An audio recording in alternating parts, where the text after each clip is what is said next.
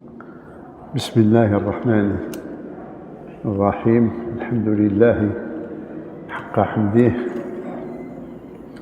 وصلواته التامات وتحياته المباركات على أشرف خلقه وأفضل أنبيائه ورسله وعلى آله وصحبه ومن دعا بدعوته واهتدى بهديه وعلى علمائنا العاملين في الأولين والآخرين وعلى شهدائنا الميامين ومجاهدين الصادقين الذين صدقوا ما عاهدوا الله عليه، فمنهم من قضى نحبه ومنهم من ينتظر وما بدلوا تبديلا، وعلينا معهم أجمعين إن شاء الله. أيها الإخوة المؤمنون، السلام عليكم ورحمة الله تعالى وبركاته، وندعو الله عز وجل أن يرزقنا الصدق في الأقوال والإخلاص في الأعمال، إنه سميع مجيب. يقول ربي عز وجل في جزء من آية كريمة: ولا يزالون يقاتلونكم حتى يردوكم عن دينكم إن استطاعوا. ولا يزالون يقاتلونكم حتى يردوكم عن دينكم إن استطاعوا. هذا القرآن الكريم هذا أعطاه لنا ربي عز وجل باش يخلينا دائما فايقين، لئلا تكون لنا حجة يوم القيامة. قال علاش ما درتوش هذيك؟ نقولوا يا ربي ما على بالناش، يا ربي ما جابلناش ربي باللي هكذا وكذا. هذا القرآن يوضح منها هذه الآية الكريمة. الآية يقول العلماء فيها هدف وفيها حقيقة. الحقيقة هي لا يزالون يقاتلونكم، هذا فعل مضارع ما يتبطلش. في وقت سيدنا محمد يقاتلونكم، في وقت صلاح الدين، في وقت الأمير عبد القادر، في وقت مصطفى بن بولعيد، في وقت إلى الآن، إلى غدوة، إلى أن يقوم الناس لرب العالمين. استمرار مقاتلة غير المسلمين للمسلمين. اليوم يهودي، غدوة هندوسي، اللي بعده فرنساوي، انجليزي، اسبانيولي، امريكاني، كل من ليس مسلما مشروع عدو. كل من ليس مسلما راه عدو محتمل. إذن هذه هي الحقيقة. درك هل رانا داركينها احنا المسلمين أو أكثر المسلمين ولا ماناش داركينها؟ يبدو لي أننا رانا في النومة السابعة، كما قال شوقي يخاطب الرسول صلى الله عليه وسلم، قال له: شعوبك في شرق البلاد وغربها كأصحاب كهف في عميق سباتك. كما نقولوا احنا في اليوم السابعة، في الرقدة السابعة. بأيمانهم نوران، عندهم زوج أضواء في يدهم، ذكر وسنة، فما بالهم في حالك الظلمات. علاش رانا نمشيو في الظلمة، ساعة نطيحوا في حفرة، ساعة نطامبونيو في بوطو، في حيط، والله ترى الناس سكارى وما هم بسكارى. إذن هذه الحقيقة. فهمنا ولا ما فهمناش حاجة أخرى، وعطانا ربي كيفاش نواجهوا هذه الحقيقة. هي وأعدوا لهم ما استطعتم. وجد روحك، فيه كتاب فيه 600 صفحة غير في وأعدوا لهم ما استطعتم. والله 600 صفحة في آية واحدة. وأعدوا لهم ما استطعتم. احنا نقراوها البركة برك، مليح تقرا البركة بصح قرا ثاني الحركة. إذن هاول الحقيقة هي هذه، وجدوا رواحكم، ما توجدش روحك يوقع لنا كما وقع لوالدينا. احنا مثلا 132 سنة وحنا ذلال في بلادنا خطر قدنا. وربي ذكر في هذه الآية هذه ذكر الهدف، حتى يردوكم عن دينكم إن استطاعوا. إذا قدروا يوصلوا للهدف نتاعهم باش يخرجوكم من الإسلام، مش باش يدخلك في اليهودية ولا في النصرانية. هذا واحد يقولوا له زويمر، قالوا له انت لا دخلنا هذا نجيب لنا هذا كحل الراس هذا المسيحيه. لا ما ندير، قال انا ما قلت لكمش نجيبهم لكم المسيحيه، قلت لكم نخرجهم من الاسلام فقط، يوليو لا الى هؤلاء ولا مذبذبين بين هؤلاء وهؤلاء. اذا هذه الحقيقه، هذا هو الهدف. حاجه ما ذكرهاش ربي لا نسيانا، تعالى الله عن ذلك، لا يضل ربي ولا ينسى. هو الوسيلة اللي يقاتلون بها. احنا نفهموا القتال غير الكلاش والطيارة والبورتافيون و إلى آخره. آخر ما قال كتبوا واحد فرنساوي كبير عالم عندهم يسميوه جاك بيرك. العنوان تاع المقال القتال الثقافي. القتال الثقافي. وهذا حتى احنا عندنا هذا القتال هذا في الإسلام كاين. ربي عز وجل يخاطب رسول الله صلى الله عليه وسلم، يأمره ماشي يخاطبه، يأمره في مرحلة مكة لمرحلة استضعاف وكذا، يقول له وجاهدهم به، جاهد بالقرآن. وسيلة من وسائل الحرب، المعركة، القتال، هي هذه الأفكار هذه. ولهذا الشيخ البشير الإبراهيمي الله يرحمه كيهضر، كتب مقال على الأئمة وما يسمى بعلماء الدين، فيه كلمة كثير من الناس يمروا عليها بدون انتباه: وللآراء اقتتال.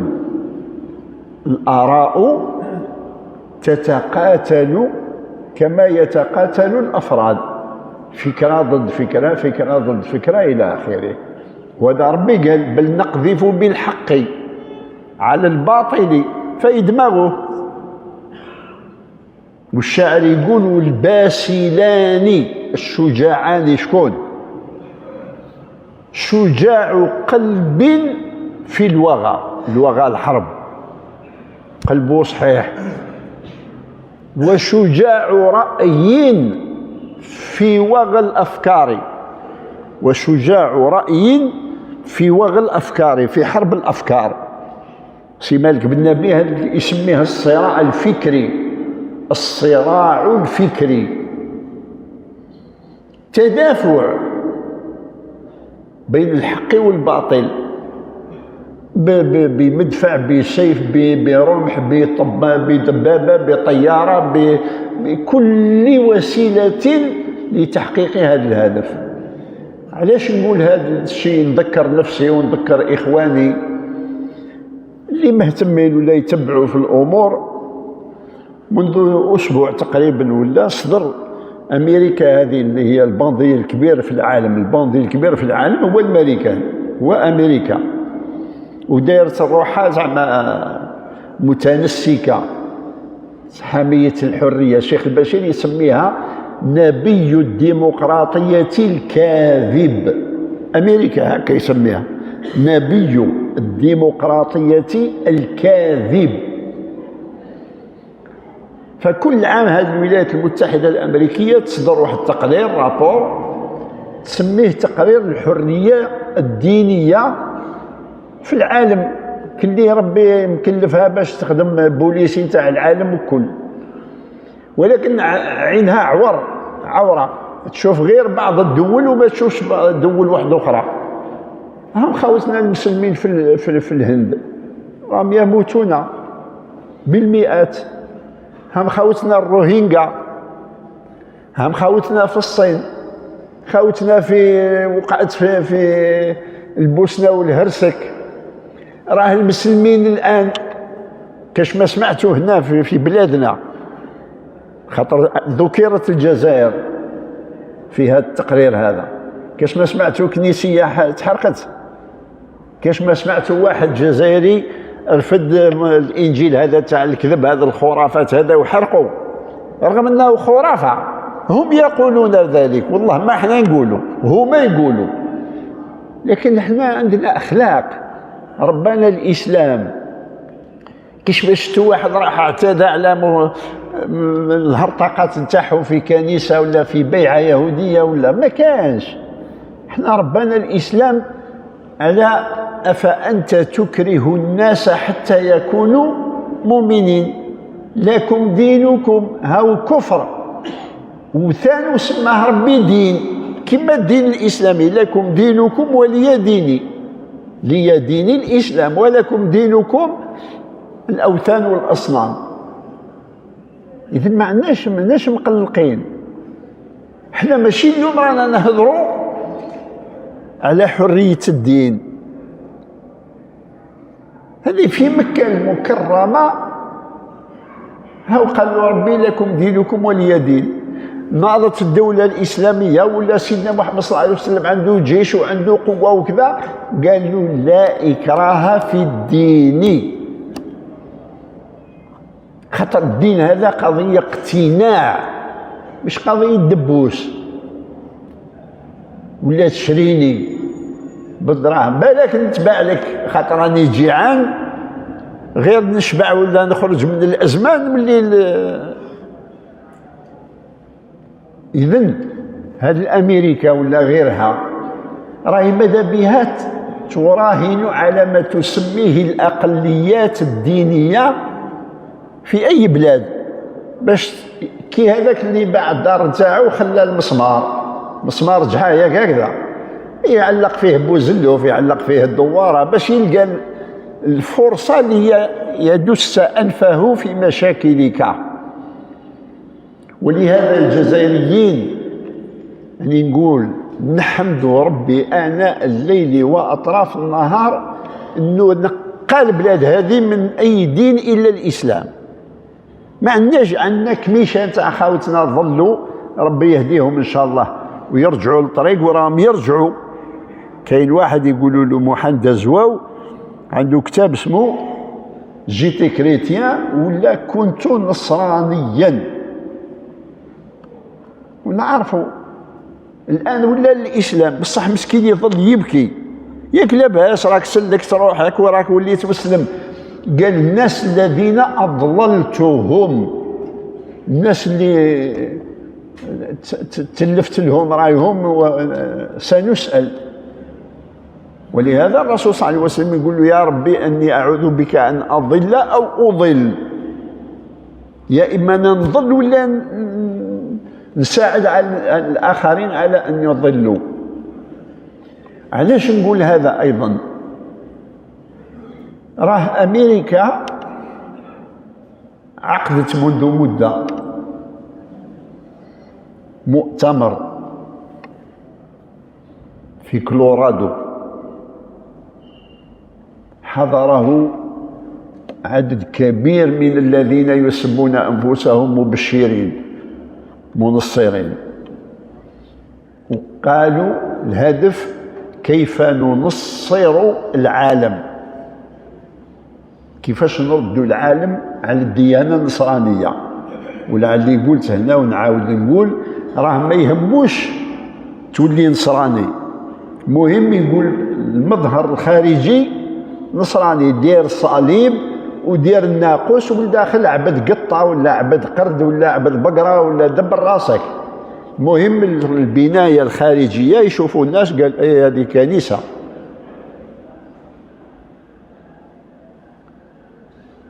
ولكن كما قال ربي ليس بأمانيكم، ولكن إذا كان غفلنا راهي تقدر توقع كارثة. نعطيكم يعني أشياء ماشي أنا اللي كاتبها، ماشي أنا اللي قلتها. كاين كتاب نتاع واحد روجي قارودي قبل أن يسلم أصبح رجاء قارودي، عنده كتاب اسمه حوار الحضارات. يقول تلاقى الكاردينال تاع الجزائر ديفال، قال له انت ما نروحش في 62 مع الفرنساويين اللي راحوا تهنينا منهم، انا ما روحتش. قال له انني بقيت في الجزائر باش نعاون المسلمين يكونوا مسلمين، لأعين وأساعد المسلمين على أن يكونوا مسلمين. والله الكلام هذه نقول يعني نقول في المرجع باش ما خاطر الكذب حرام حتى على أعدائنا ما نكذبوا والو. وشخص كان رئيس بلدية بير خادم، بير مراد رئيس، يقولوا له الشيخ خالد قويدري الله يرحمه، كان مير فيه يخالط هذو النصارى وكذا. قال هذا ديفال كاردينال ديفال، قال له انت ما نروحش 62 مع جماعتك. قال له في الحقيقه انا طبقت الفاليزه الحوايج قبل ما نروح قال له جاني تيلاكس من البابا من الفاتيكان، ابقوا حيث تؤمرون، ابقوا ثم ما نحتاجكمش هنا في الطاليان ولا في فرنسا. رغم ان عندهم المسيحيين راهم يكفروا، راهم يخرجوا من المسيحيه. ها تصلها في الخرافه الضاله نتاع كما يقول سيدنا عيسى عليه السلام. هو عندك الكفار المسيحيين، علاه جاي لي انا تردني؟ انا من بسيدنا عيسى خير منك. ولو من لو لا اؤمن بسيدنا عيسى عليه السلام ما يقبلش سيدنا محمد الايمان نتاعي، ربي ما يقبلش.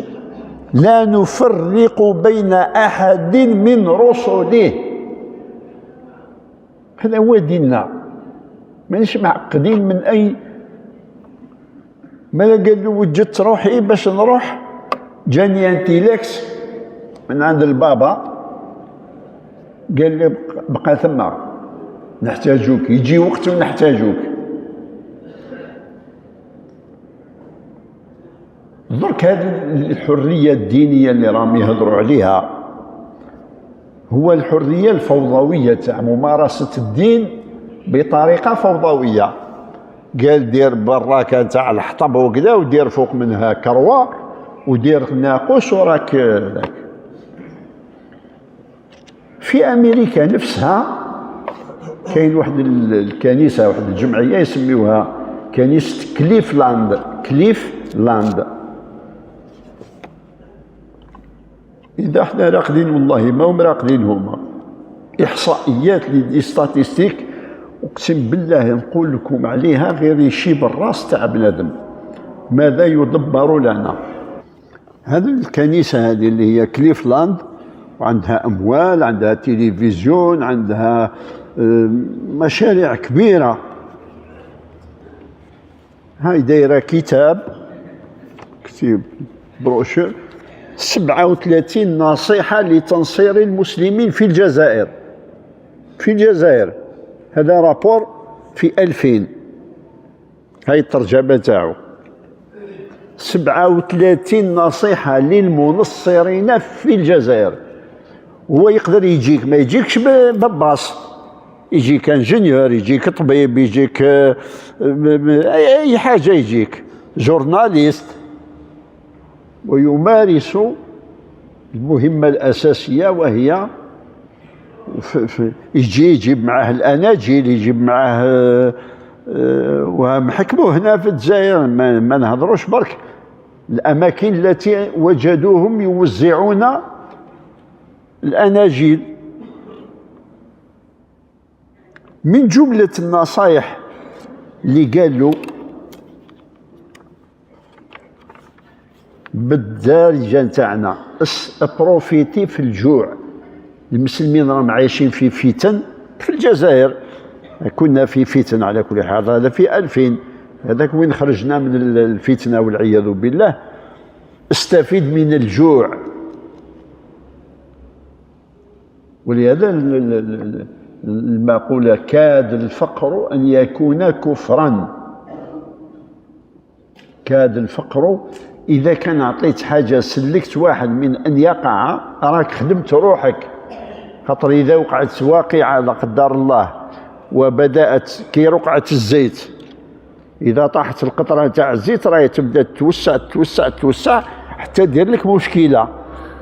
إذا وقعت مشكلة هنا في البليدة وعندك أقلية يهودية ولا أقلية نصرانية، ها أنت جاي للجمعة هو يبيع لك في الحلوف، حاط لك الحلوف في الطريق. هو رمضان وجاي هو يفتح التبرنة نتاعو، وليدك يخرج بالك يدخل هذاك التبرنة ولا وليدي ولا.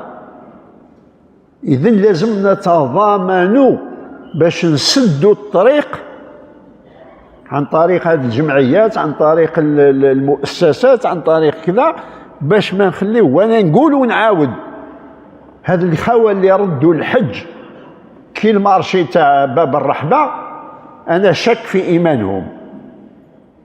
حجة مرة زوج ثلاثة يكفي، وبلادك راهي في خطر. انا نعرفوا واش كاين، رانا في خطر عن طريق كتاب، عن طريق مجلة، عن طريق إلى آخره. تقول لك خطي راسي وروح، والله تدخل لك الكوزينة. واتقوا فتنة لا تصيبن الذين ظلموا منكم خاصة. إذن لازم نضامنوا بحيث ما نخليوش واحد من المسلمين يقع فريسة لهؤلاء الذين سماهم أستاذنا سعد الله، سماهم الجيش الأبيض، لابسين اللباس الأبيض تاع البباصين وقلوبهم أكثر سوادا من القطران.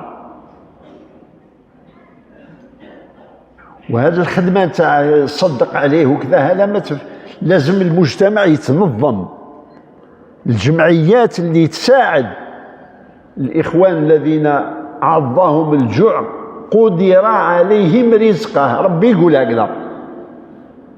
كيفاش هذه الآية؟ من قدر عليه رزقه، يقال ربي لحكمة، واحد يعطي له هكا وواحد يعطي له هكا، ويشوف هذاك يصبر وهذاك يشكر ولا لا. إذن مطلوب من هذاك اللي عطى له هكذا يتنبه لخوه اللي راه وعنده وليدات و6 ولاد 5 ولاد 4 ولاد 3 ولاد، وعنده باباه عنده يماه عنده زوجته، واناني قاعد رايح جاي أنا نقول ونعاود، سيدنا محمد حج مرة واحدة، والله مرة واحدة، بلا فيزا بلا الباسبور بلا دوفيز بلا ما يدفع، يحج مرة واحدة. اصدق في أعمالك. الرسول صلى الله عليه وسلم يقول أخلص دينك يكفيك العمل القليل. كن مخلص فيما تفعل. أما إذا كان باش تروح يقولوا لك يا الحاج والله تبات في الكعبة، كاين أولويات، كاين فقه يسمى فقه الأولويات. خوك ياك شكون هذاك الشيخ اللي كان رايح للحج، بن مبارك ولا شكون؟ وهو تريزوري تاع القافله اللي رايحين للحج. في الطريق شافوا امراه تلقط في اكرمكم الله في الخبز من مكان غير هذا، راح ليها يا مخلوقه واش بيكي؟ قالت له ولاد عندي ولاد جيعانين ما كانش. اعطى لها الدراهم تاع الجماعه كل اللي رايحين للحج وقال لهم ولي كل واحد العام الجاي حجوا. هاو الفقه اللي بها المسلمين نغلقوا الباب على الشر وتسلك روحك انت بالك تطيح لك في دارك والعياذ بالله الفتنه. إذا احنا هاني نقول ربي يقول إنهم يكيدون كيدا، راهم يخططوا. هاني نضرب المثل، الناس اللي يظنوا باللي فرنسا جات خاطر الداي حسين ضرب القنصل تاع فرنسا مساكن. يا فرنسا من 1571 وهي تخطط باش تدخل للجزائر، منذ 1571 حتى لقاتنا راقدين في 1830 دخلت. باش تشوف الناس راهي ماهيش راقده، حنا راقدين كما قال شوقي في سبات عميق،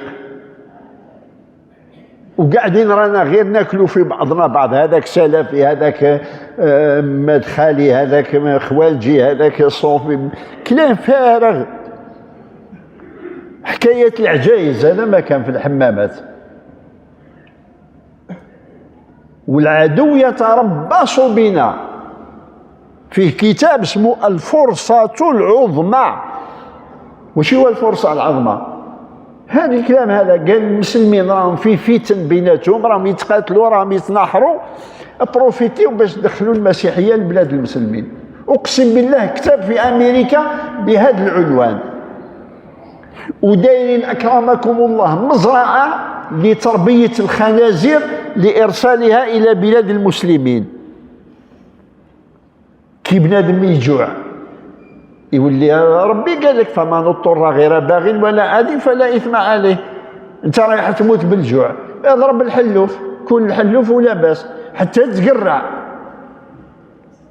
لكن ربي حاسبني انا اللي خليت خويا يروح للحلوف ولا يخليته يطيح في يد الاشرار تاع هذا كنيسة كليفلاند وغير كليفلاند.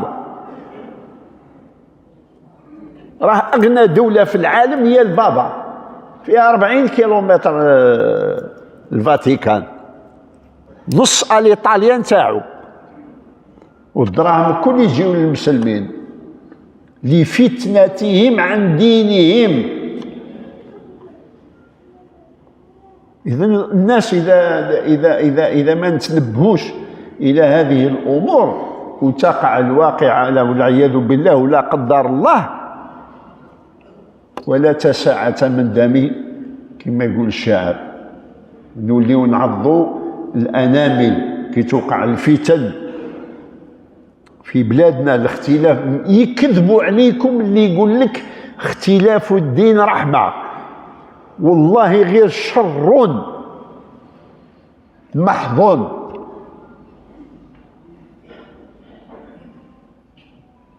كيف تتلاقى واحد لا يؤمن بالله والاخر يؤمن بربي، اتلاقى معهم انت، ادخلهم يقراوا في المدرسه مع بعض، انت تقول لا اله الا الله ويقول لك ما كاش رب، ولا ثلاثه، الاب والابن والروح القدس، ولا عيسى ابن الله، ولا ابونا. اذا نحفظوا نحمدوا ربي عز وجل على هذه النعمه تاع وحده الدين في بلادنا. وربي هنانا بلا ما دبزه بلا ما كذا. كان 1.5 مليون راحوا من تلقاء انفسهم لانهم ظلمه طول 132 سنه وما يظلموا، خافوا، قذف الله في قلوبهم الرعب، هنانا منهم، الله لا يردهم. والان هما راهم خايفين. راكم تسمعوا هذه الاسلاموفوبيا، هذه الخوف من الاسلام. علاه؟ خاطر الدين نتاعهم دين هكا. هو يقول، واحد يقول له هانس كونغ قسيس ألماني، يقول المسيحية ما تقدرش تدافع عليها، ما تقدرش تدافع عليها. كاين كتاب كاتبه واحد قسيس اسمه بيتر دوروزا، التاريخ الأسود للكنيسة. الزباي اللي يزبلوها بليس ما تخطرش على باله، ويجي يرد لي مسيحي. انا علاش عليا؟ انا نحب سيدنا عيسى خير منك، ونحب السيده مريم عليها السلام، وصوره في القران بآل عمران. ماناش التلهايه الملتهب هم الناس، هم كاش تواسيلو كما يقول شعبنا. لكن اللي رقد وكلاولو الغنيمات نتاعو الذئب يلوم روحو ما يلومش الذئب. اذا بقينا هكذا بدون ما تنظم المجتمع، بلا ما نبقاو غير في ناكلو ونهبشوا في بعضنا بعض، لعل الله يسلط علينا عقابا. نرجو الله عز وجل أن يخفف عنا وأن يرعف بنا. ربنا لا تزغ قلوبنا بعد إذ هديتنا وهب لنا من لدنك رحمة إنك أنت الوهاب. ربنا لا تجعل في قلوبنا غلا للذين آمنوا ربنا إنك رؤوف رحيم. السلام عليكم ورحمة الله وبركاته.